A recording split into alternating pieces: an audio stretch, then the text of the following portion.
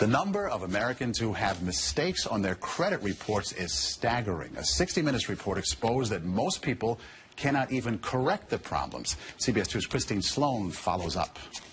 Meg Pasternak says a mistake on her credit report nearly destroyed her credit. We had to present so much documentation to say this wasn't ours, and then we still had to pay something to get rid of it. Pasternak says it took months to resolve the problem. You feel kind of helpless because they got you under the gun if you need to get a new car or a house or for anything. Pasternak is not alone in her frustration. A new government study finds up to 40 million Americans have mistakes on their credit reports. But an investigation by Steve Croft on 60 Minutes finds most people get nowhere trying to correct an error. Ohio's Attorney General tells Croft that is a clear violation of a federal law. The federal law says that if you believe that there is a mistake, you can go to them and they have an obligation to do a reasonable investigation.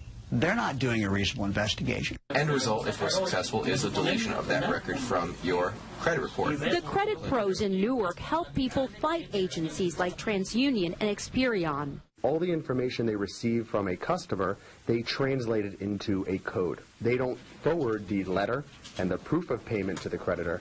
They just forward the 3-digit code. So the best way to protect yourself? Go directly to the creditor rather than going to the credit bureau themselves. Another good habit to get into, check your credit report periodically to make sure there are no changes.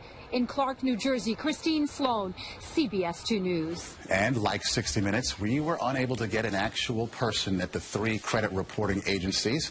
60 Minutes was referred to the spokesperson for the agencies, who provided a statement citing an industry-sponsored survey that showed 95